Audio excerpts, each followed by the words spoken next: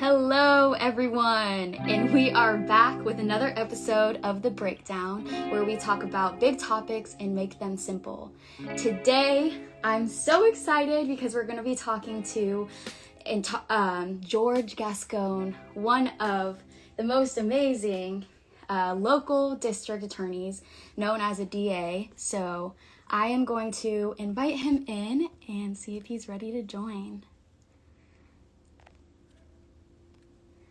All right, guys, so while we wait for him to get in, we're going to be talking to George Gascón, former DA of San Francisco and current candidate for DA in the County of Los Angeles. Known as the godfather of the prosecutor reform movement, George is the most progressive prosecutor to ever hold office in the United States. He's reduced crime in every leadership position he's ever held while pioneering reforms to reduce racial disparities and end mass incarceration. How amazing is that? And something that I've just recently learned is that prosecutors are the most powerful actors in the entire criminal legal system. That's the reason why the LA Times and New York Times have said that aside from the presidential race, the most important item before voters in 2020 will be a race for the LA County District Attorney.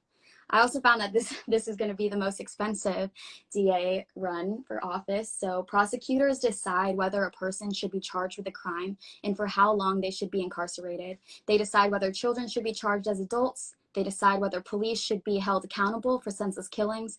And they decide whether people should be offered diversion programs rather than being caged in jail or prison cells. So I'm so excited about this conversation. I guess it didn't load, so we're going to try this one more time. Or not one more, but we'll see how many times it takes.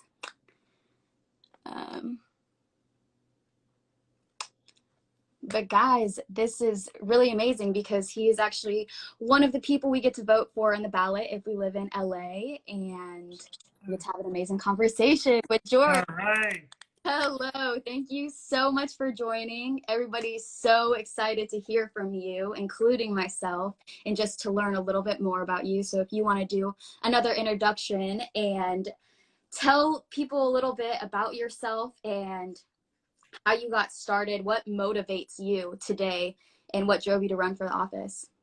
Yeah, and thank you so much, Katelyn. I really appreciate it. And as I was trying to get in, I heard you give a description of what DAs does, and I tell you, you nailed it. So, that was wonderful. Yeah, very briefly, my family immigrated here in the mid-1960s. I grew up in a blue-collar family right here in Southeast LA. Went to middle school, went to high school here. I dropped out of school during my senior year. I was spending too much time surfing, and, I was a monolingual Spanish speaker, was not doing very well, and wound up dropping out of school, and then from there I went in the Army, and that's really kind of the place where I finally got myself together. Got my high school diploma, got a little bit of college, came back out, went to Cal State Long Beach, and that's where I got my BA degree. And from there I joined the LAPD, and I spent a significant part of my life there. Went from a patrol officer to being number 2, running operations. I went to law school in that period of time to become an attorney. And from there, I wound up going to Arizona, where I was the chief of police and got involved in some really heavy fights with a lot of anti-immigrant groups. Wound up going to Congress to provide testimony about the abuses that were going on against the immigrant community in Arizona at the time. And I was asked to leave. And then that's when our governor now, he was the mayor of San Francisco, he recruited me, and I went to San Francisco, and from there, hopefully our next vice president, Kamala Harris, was the DA there, and we became friends. She was running for attorney general. I helped out in her campaign, and when she became the attorney general, I wound up becoming the DA, and then I ran twice and got elected twice. So I was a district attorney there for almost 9 years, but I really came in with a very clear focus, which will go to the point that you made earlier, Katelyn, about the discretion the district attorneys had. I went in with a very clear focus in reducing mass incarceration. I felt that you could actually be safer as a community if we reduce mass incarceration. And we went on to do so and to prove it. And frankly, in that part of it, that's how we created a national movement that started bringing other progressive men and women that became elected DAs around the country. And we started by going after the war on drugs. And we worked on statewide legislation to make possession of drugs for personal use a misdemeanor. We had a lot of people, especially people of color, that were doing prison time for no other reason than using drugs. They were not a cartel, they were not selling drugs, they were just using them. And interestingly enough, most of that only were usually people of color and poor people. So we changed that law in 2014. And then we went on to do a whole bunch of other things to reduce incarceration. San Francisco became the only county in the state that we had consistently a 27 to 30% vacancy in our jail, and our violent crime went up. To do a comparison, LA County incarcerated 4 times the rate that we did, and their violent crime was up. And we became very aggressive about not prosecuting juveniles, children as adults. We thought that that was not a good way to go. We implemented a lot of restorative justice models, working with people to sort of better their life. And really that became my world, and worked a lot on police accountability. And then about 2 years ago, I decided I was not going to run for a third term. I grew up here, my family, everybody's here in LA County. And when I announced that I was coming back home, people started calling and saying, hey, would you consider running here? We have a problem with our DA here. We over-incarcerate. We're sending 14-year-olds to adult prison, which is horrendous. It makes no sense at all.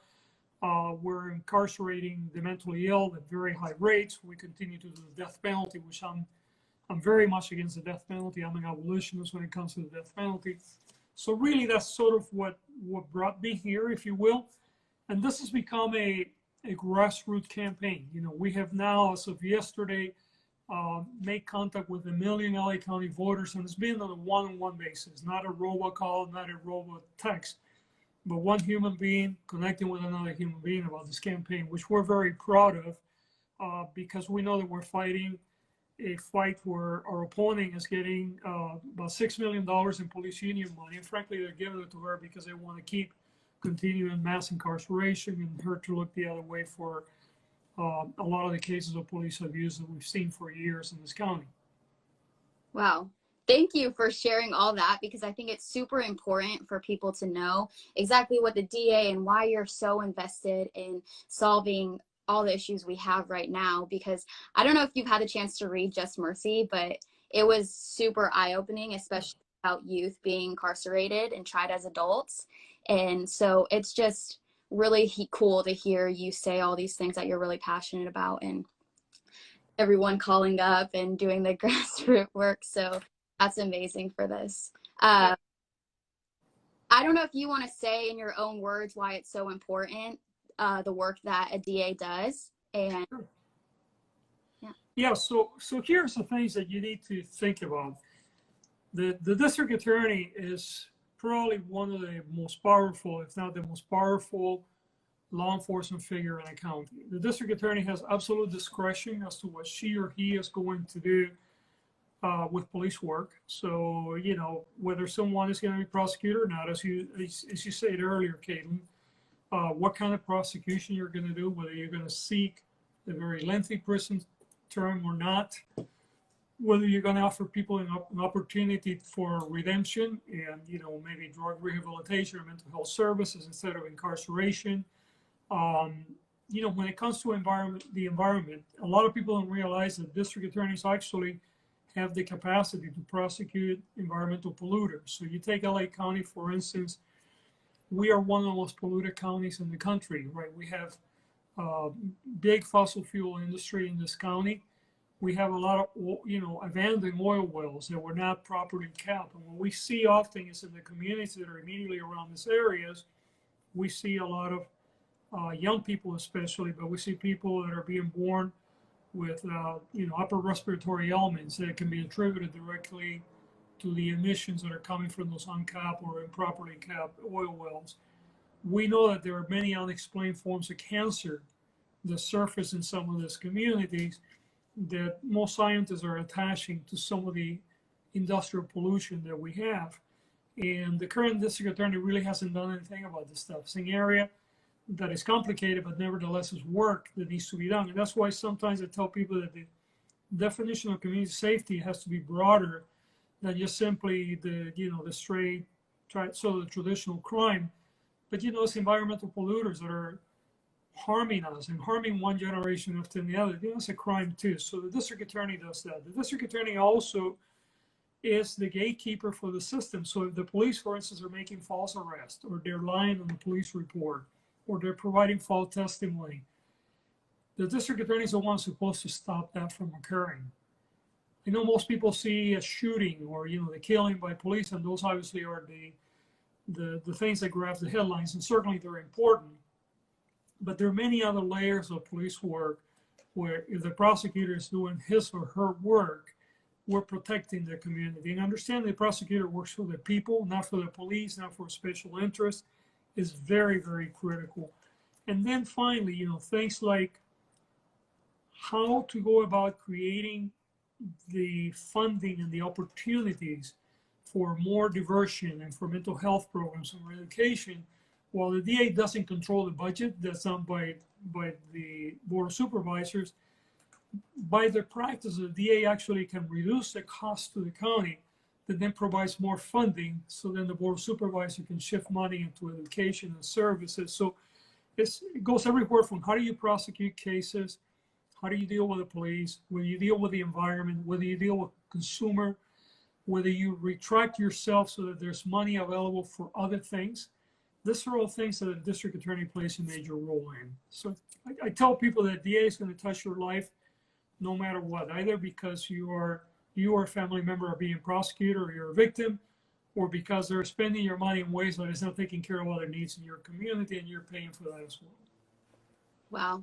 I definitely appreciate that, especially with everything from environmental change to, just incarceration in general. And I have a friend that actually just got incarcerated for drugs. And so that's something that's super duper important to me as well. We are literally just 5 days away from the election, and I want to ask you, why is it important to vote in this election, and what do you think is at stake? Yeah, and I'm glad that you asked that question, because I think we all are being bombarded with information about the presidential election, which clearly is very, very important. And I think it's an existential threat to our democracy. We have to really not only get out and vote, but hopefully vote for the Biden-Harris ticket, But when you get down to the local stuff and you look at the district attorney's office here in LA County, we're the largest county in the country. We incarcerate more people than anyone, not only in raw numbers, but proportionally. We send more people to death row than many southern states put together. We prosecute more 14-year-olds as adults than almost anywhere else. We continue to incarcerate the mentally ill at very high rates. These are all things that are within the discretion of the district attorney. So I often tell people that we're at a fork. And the fork is, do you want to continue the era of mass incarceration? Or do you want to move into the 21st century where we start being more humane? We have a very different definition of community safety, and we work together in order to create a healthier community where we can all coexist, and we go after the systemic racism that has been so deeply embedded into our mass incarceration. So the decisions, in my mind, quite frankly, are very obvious in the sense that you either pick one or the other. This is not one of those where the candidates are so close together. If you believe that we must end mass incarceration, then you're with me, and I would hope that you show up and you vote. But it's a tough race. We know it's going to be very, very tough, and that means everybody needs to vote. And frankly, we depend heavily on young people. Our campaign is a grassroots campaign that is driven greatly by young people. And when you think about it, whatever we do now is going to impact, people like me, we're an older generation. We'll be gone. This is the world that you're going to inherit. So what you do now can have a tremendous impact in how your life is going to evolve in the next 10 or 20 years. And I know that when you're in your early 20s, you're not thinking about that stuff, but trust me, it does matter. So you have a historic moment I think it's a moment of our generation, but certainly for young people, this race is critically important for your generation. That's what I think too. And I've learned a lot about that, even just young people showing up for the data, so that in the future our voices can be heard, if not immediately, but hopefully as time keeps going, we can make a change. And thank you for saying all those things. Oh. This, obviously, we got to talk a little before this, but this is my first time voting, and I got to go to elect justice, and a bunch of people got to come out and support and got free meals and certain stuff like that. So it was really cool to be a part of that. But another question is, for those that are too young to vote, how can they impact this election still? And for those that are still on the line, I know you talked a lot about this already, but how can we really push those people that are still skeptical about voting to vote? Yeah, so for the too young to vote, I mean, first of all, I have to tell you that I have supported, we have a proposition in the ballot, actually, it says if you're 17 and you'll be 18, when the general election comes up, you can vote. So I supported it, and I tell you why I did that. And I wish it was 16, because I think it's so important to engage young people really early. We, in the criminal justice system, we can send you to adult prison at age 14, but yeah, we tell you that you cannot vote until you're 18. So I'm very, very much of a proponent of bringing the age, voting age down to even 16. But we have 17 now. But for those of you that can vote, because maybe you're 16 or whatever, become engaged. Get informed. Talk to your brothers and sisters that can vote. Make sure that your 18-year-old brother or sister does go out and vote. Make sure that you have opportunities to volunteer in the campaign. We would love you. If you go to my campaign, georgegascon.org, you can go in there. There are opportunities for you to do text banking, call, just social media. Get into social media, contact your friends. Just because you're not old enough or you can't vote in this election doesn't mean that you cannot play a very important and valuable role. So what I would say is just don't stand on the sidelines. And if you are eligible to vote and you're still kind of thinking, my vote doesn't matter, here's what I want you to think. There are parts of the country where Republicans are spending millions of dollars to look for ways to make sure that people don't vote. So if you think your vote doesn't matter, why would people spend so much money trying to keep you from voting?